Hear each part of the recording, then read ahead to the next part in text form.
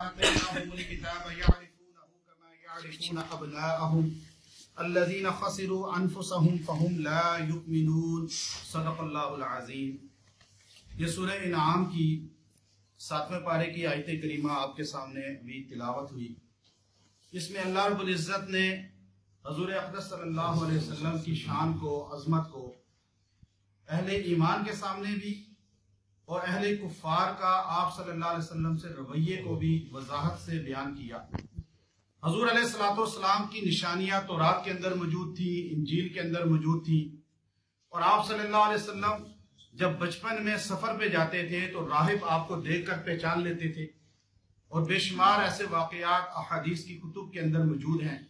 لیکن آپ صلی اللہ علیہ وسلم کا وسیلہ پیش کر کے مشرکین مکہ بھی اور یہود مدینہ بھی اللہ سے بارشوں کا نزول برسواتے تھے، اور آپ صلی اللہ علیہ وسلم کی بعثت سے پہلے مدینہ کے اندر یہودی جب بھی جھگڑا کرتے تھے کسی بھی فریق مخالف کے ساتھ تو آپ کا وسیلہ دے کر اللہ سے دعا کیا کرتے تھے کہ اللہ جو آخری نبی مبعوث ہوگا اور وہ ہم میں سے ہوگا، ہمیں اس کی برکت سے فتح عطا فرما۔ لیکن آپ صلی اللہ علیہ وسلم جس وقت مبعوث ہوئے تو سب سے بڑے آپ کے دشمن آپ کے یہودی بنے، اور یہودی آپ کے اتنے بڑے دشمن تھے کہ آپ صلی اللہ علیہ وسلم کی ساری نشانیاں انہوں نے کتابوں کے اندر پائیں، اور آپ علیہ السلام کے چہرے کو دیکھ کر کہ آپ علیہ السلام جب پیدا ہوئے، یہود ایک آدمی عالم بہت بڑا مکے کی گلیوں میں گھومتا پھرتا تھا کہ آج کسی کا بچہ پیدا ہوا، کس کا، انہوں نے بتایا فلاں فلاں فلاں، سارے، چونکہ اس سال سارے لڑکے پیدا ہوئے تھے، تو اب وہ ساروں کا چہرہ دیکھ کے کہتا رہا نہیں یہ نہیں یہ نہیں۔ آخر میں جس وقت نبی صلی اللہ علیہ وسلم کے گھر وہ گیا تو اس نے دیکھا کہ یہ بچہ، آپ کی پیشانی کو دیکھ کر وہ کہنے لگا اے یہودیوں، بنی اسرائیلیوں، بدبختی ہو گئی، آج قبیلہ قریش نے تم سے نبوت لے لی۔ کہ نبوتی سلسلہ چل رہا تھا، 70,000 نبی اس میں آئے۔ اب آپ صلی اللہ علیہ وسلم جب پیدا ہوئے، جوان ہوئے، آپ کو نبوت ملی، آپ نے نبوت کا اعلان کیا، اور آپ نے جب کہا مان لو میری کلمے کا، توحید کا، آپ کے درس پہ سب سے پہلے مخالف آپ کے رشتہ دار، آپ کے چچا، اور پھر اس کے بعد آپ کی نام لے کر دعائیں کرنے والے، آپ کا ذکر خیر کرنے والے، آپ کا تذکرہ کرنے والے، جب آپ کے مشن بیان ہوا، آپ نے توحید کا علم بلند کیا، تو سب سے بڑے دشمن یہودی بن گئے، اور یہودیوں نے آپ کو زہر دیا، اور آپ علیہ السلام نے آخری لمحات میں فرمایا کہ میری انتڑیاں کٹ رہی ہیں سیدہ عائشہ سے، یہ وہی زہر ہے جو مجھے یہودی عورت نے دیا تھا۔ اب دیکھیے اللہ نے یہاں فرمایا، اس ذکر اس کا کیا، الذین آتیناہم الکتاب، یہ لوگ جن کو کتاب دی گئی ہے، تورات والے ہیں چاہے انجیل والے ہیں، یہ دونوں طبقات جو ہیں یہ آپ صلی اللہ علیہ وسلم سے ناآشنا نہیں ہیں۔ ایسا نہیں ہے کہ یہ حضور کو جانتے ہی نہیں ہیں، یہ حضور سے ناآشنا ہیں، بلکہ اللہ نے فرمایا یعرفونہ کما یعرفون ابناءہم، یہ آپ کو ایسے پہچانتے ہیں میرے نبی جیسے اپنے بچوں کو پہچانتے ہیں۔ کوئی بندہ ایسا ہو سکتا ہے کہ وہ کہے جی میں اپنے بیٹے کو پہچان نہیں سکا، اب 4 بیٹے ہیں 6 بیٹے ہیں میرے، تو میرے پاس سے گزر گیا وہ مجھے پتہ نہیں چلا یہ میرا بیٹا ہے، ہو ہی نہیں سکتا۔ والدین کو جتنا، ماں باپ والدین جتنا بچوں کو پہچانتے ہیں، بچے اتنا والدین کو نہیں پہچانتے۔ اب یہ ہو کیسے سکتا ہے کہ کوئی اپنی اولاد کو نہ پہچانے؟ تو اللہ کے رسول صلی اللہ علیہ وسلم کو اللہ نے فرمایا کہ آپ کو یہ اپنی اولاد سے بھی زیادہ پہچانتے ہیں۔ عبداللہ ابن سلام رضی اللہ تعالیٰ عنہ، یہود کے بڑے عالم مسلمان ہوئے، حضرت عمر رضی اللہ تعالیٰ عنہ نے اس سے قسم دے کر پوچھا کہ اے عبداللہ یہ بتاؤ کیا آپ نبی صلی اللہ علیہ وسلم کو پہچانتے ہو؟ ہمارے قرآن نے کہا کہ اپنی اولاد سے بھی زیادہ پہچانتے ہو، لیکن آپ کے اس یہودی پھر بھی کلمہ نہیں پڑھتے، پھر بھی اطاعت رسول نہیں کرتے، تو آپ بتائیں کیا آپ نبی آخر الزمان کو پہچانتے ہیں؟ تو عبداللہ بن سلام وہ انسان ہے، وہ فرمانے لگے عمر میں نے جس وقت یہ سنا کہ 2 جہاں کے سردار مکہ سے ہجرت کر کے مدینہ آ رہے ہیں تو میں اس وقت مشغول تھا، لیکن میں نے آپ کی نشانیاں تورات میں پڑھی تھی، اور میں جو صفحہ تورات کا کھولتا تھا حضور کی سیرت نظر آتی تھی، تو میں نے سفر کر کے حضور کے لیے مسجد قباء کے سامنے وہ باغ آج بھی ہے، اکثر ہمارے جو ساتھ جاتے ہیں وہ جگہ دیکھتے ہیں، برا ابن مالک کی وہاں قبر ہے، برا ابن مالک وہاں پر حضور کو بار بار آ کے کبھی بوسہ دیتے، کبھی ہاتھ چومتے، نوجوان سے تھے، تو حضور علیہ السلام نے ان کو دعا دی تھی، ان کی قبر وہاں بنی، بیمار ہو گئے تھے، اور آپ علیہ السلام نے، اس کا لمبا واقعہ ہے، تو اس جگہ پر عبداللہ ابن سلام کہتے ہیں جب حضور نے قباء مسجد بنائی، اس باغیچے کے اندر آپ علیہ السلام کھجوریں کھا رہے تھے اور بیٹھے ہوئے تھے، تو میں اس وقت بھیس بدل کر، یہودی عالم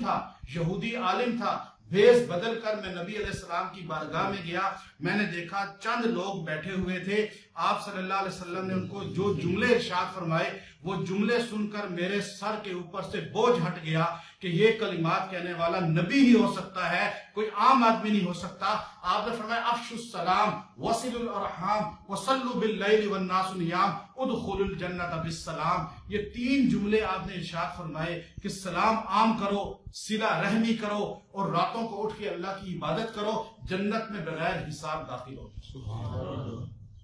یہ کلمات کہتے ہیں عبداللہ کہ میں یہودی عالم تھا، میں نے کلمات سنے، اسی لمحے نیت کر لی کہ میں مسلمان ہوتا ہوں۔ اب آپ دیکھیے کہ عبداللہ بن سلام نے پھر کہا عمر میں آپ کو قسم کھا کر کہتا ہوں ہم حضور کو اپنی اولاد سے بھی زیادہ پہچانتے ہیں، ہمیں اپنی اولاد میں شک ہو سکتا ہے کہ یہ ہمارا بیٹا ہے یا نہیں، لیکن نبی صلی اللہ علیہ وسلم کی جو نشانیاں تورات میں ہے وہ ہمیں شک نہیں ہو سکتا۔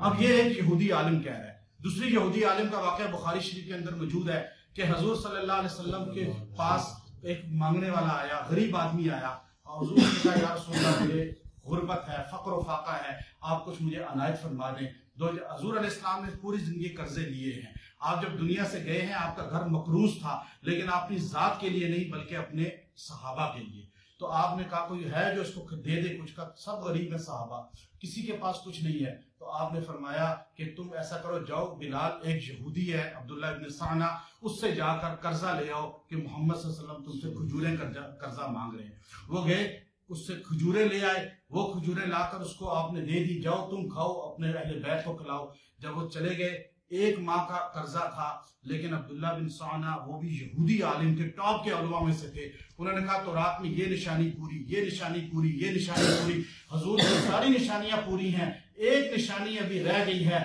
وہ میں آزماؤں گا۔ وہ قرضہ ادائیگی سے چند دن پہلے بارگاہ رسالت میں آ گیا اور آ کر بیٹھا، مجمع بیٹھا ہوا تھا، اصحاب سارے بیٹھے ہوئے تھے، وہ صحابہ کی مجمع میں آ کے نبی علیہ السلام سے بد کلامی شروع کر دی، اور آ کر نعوذ باللہ کہنے لگا اے محمد صلی اللہ علیہ وسلم آپ اور آپ کے صحابہ لین دین میں بہت غلط ہیں۔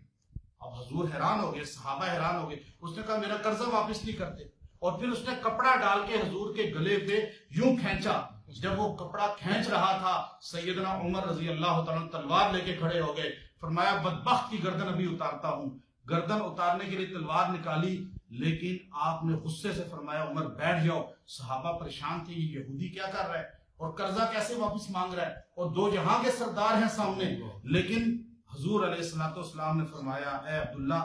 تو یہود علماء میں سے ہے، قرضے کی مدت باقی ہے لیکن ہم تجھے ادا کریں گے۔ آپ نے فرمایا جاؤ کھجوریں اکٹھی کرو، اتنا وزن کھجوریں اکٹھی کی گئی، اسی لمحے اس کو پیش کی گئی۔ حضور نے فرمایا عمر اتنی وسط کھجور اور لاؤ اور اس کو اس لیے ادا کرو کہ تم نے اس کے ساتھ سختی کا معاملہ کیا ہے، یہ قرضہ لینے والا ہے، اس کو حق ہے غصہ کرے، سختی کرے، لیکن اس کے ساتھ ہمیں سختی نہیں کرنی چاہیے تھی۔ جب یہ جملہ اس نے نبی علیہ السلام کی زبان سے سنا، ایک دم وہ کھڑا ہو گیا، حضور کے قدموں میں بیٹھ گیا، ہاتھ رکھ کے کہنے لگا یا رسول اللہ میں آپ سے معافی چاہتا ہوں، میں آپ کی غلامی قبول کرتا ہوں، میں نے تورات میں پڑھا تھا ساری نشانیاں آپ کی پوری ہیں، ایک نشانی رہ گئی تھی کہ نبی آخری وہ ہوگا اس کے ساتھ جتنا جہالت کا معاملہ کیا جائے گا اتنا ہی وہ معافی کا معاملہ کرے گا، تو میں نے جہالت کا معاملہ کیا آپ کے ساتھ،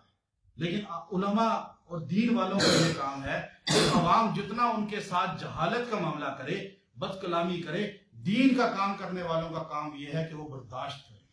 وہ نبی کی سیرت کو اپنائیں، یہ ہمارا طریقہ حضور نے ہمیں سکھایا۔ تو یہاں اس لیے فرمایا کہ آپ کو ایسے پہچانتے ہیں جیسے یہ اپنی اولادوں کو پہچانتے ہیں۔ آج دیکھیں نا مسلمان سارے حضور کو پہچانتے ہیں لیکن زندگی کیوں نہیں اپناتے حضور کی؟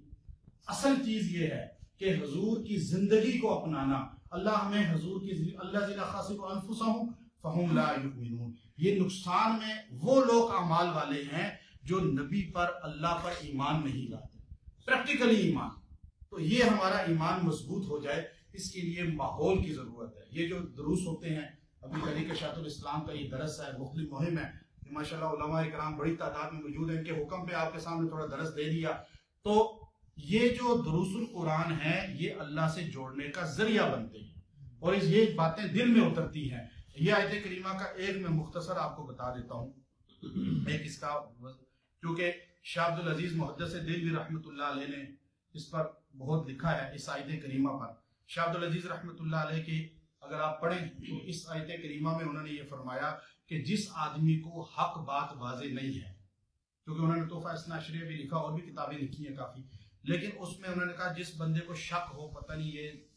یہ رستہ صحیح ہے یا نہیں ہے، میں جو کام کر رہا ہوں یہ صحیح ہے یا نہیں، میں جس مسلک کے ساتھ لگا ہوں یہ صحیح ہے یا نہیں، تو وہ اس آیت کریمہ کو کثرت سے تلاوت کرے، اور اگر کوئی بیرا روی کا شکار ہو جائے تو اس آیت کریمہ کو 70 بار پڑھ کے پانی پہ اس کو پلائے۔ بیٹا بگڑ گیا ہے، بیوی خاوند کوئی بھی ایسا خاندان میں ہے تو اس کو اللہ تعالیٰ ہدایت بھی دے دیں گے۔ نشے کا عادی ہو، جو نشہ کر رہا ہو، جیسے اکثر بڑے بڑے نشو منشیات میں مبتلا لوگ روتے ہیں آ کر، بچے ٹھیک ہی نہیں ہو رہے، ایسے بندے کو یہ 70 بار دم کر کے پلائی جائے، اللہ تبارک و تعالیٰ اس کو ہدایت بھی عطا فرماتے ہیں، صراط مستقیم بھی عطا فرماتے ہیں، اور ان غلاستوں سے چھٹکارا بھی عطا فرما دیتے ہیں۔ وآخر دعوانا الحمدللہ رب العالمین۔